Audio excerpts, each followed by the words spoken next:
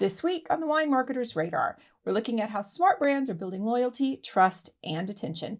From Pinterest's role in Gen Z shopping to what grocery ecom can teach wineries about retention to creator insights you actually need to hear, and one behavioral bias that might quietly be sabotaging your customer experience.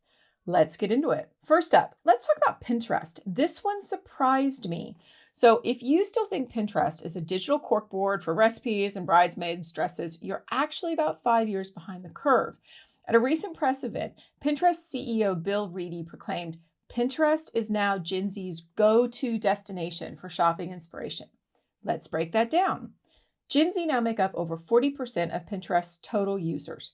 That's the biggest and fastest growing demographic on the platform. And they're not just saving pins or building mood boards.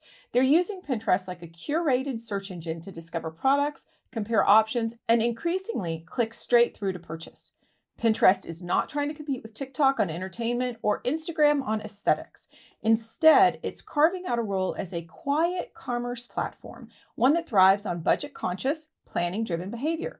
According to the CEO, searches for things like, quote, budget party decorations or cheap but cute dinner recipes are up over 200% year over year. Gen Z is not searching for Santa Barbara tasting rooms or the best rosé on Google.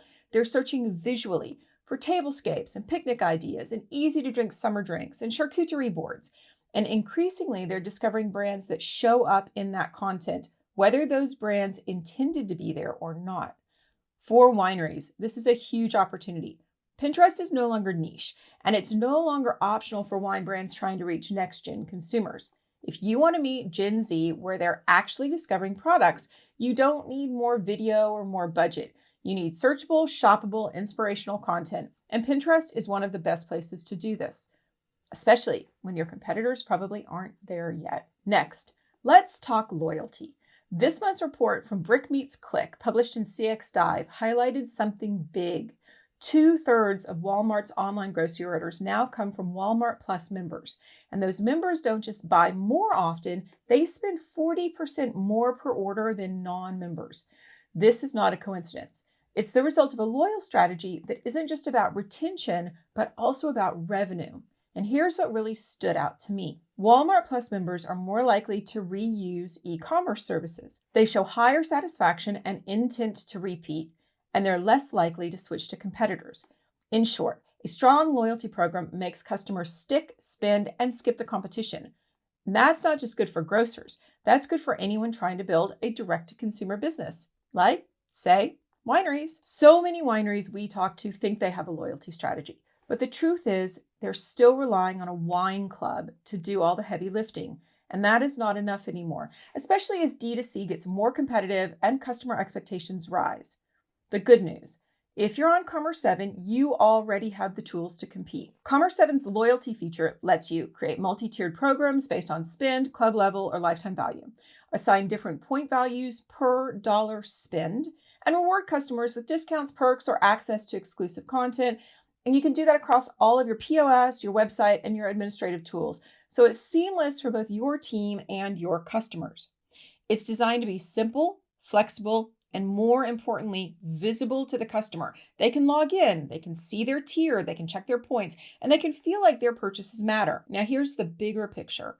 Loyalty programs aren't just about keeping your customers happy. They're about giving newer or occasional customers a reason to come back.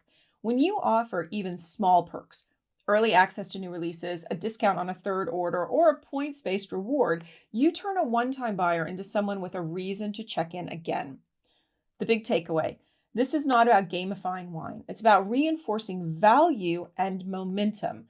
Loyalty is not just a thank you, it's a sales strategy.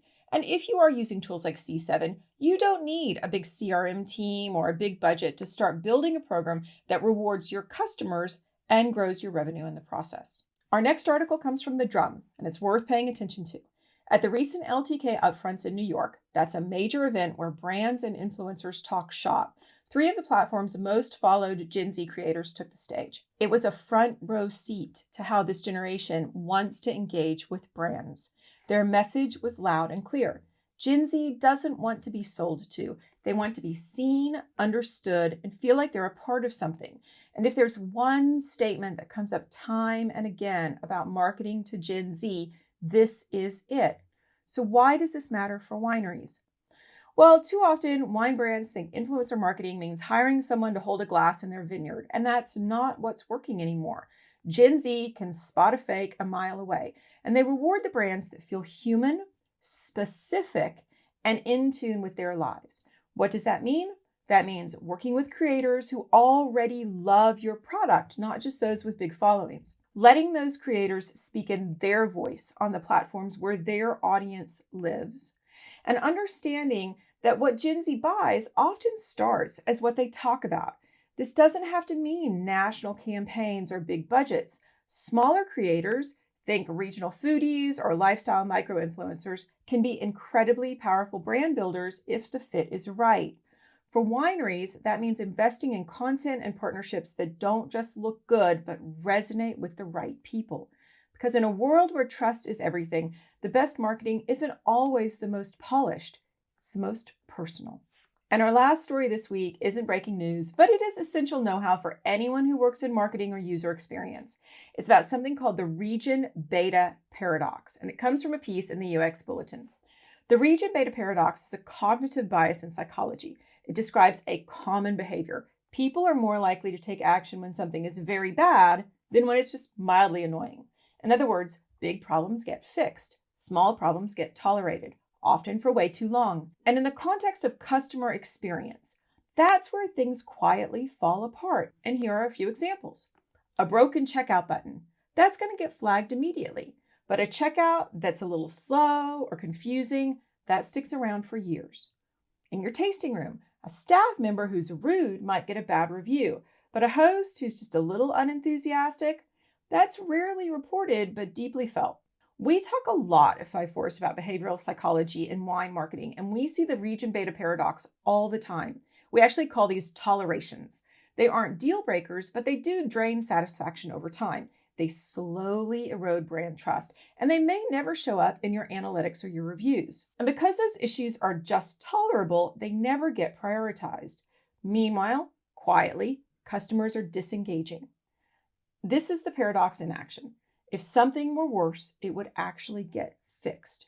Your biggest risk isn't dramatic failure, it's slow fade. And I think wineries know this. So if you haven't audited your customer experience in a while, now's a really good time to do it. And that's it for this week's Radar. If you need help with your wine marketing, head over to 5forest.com.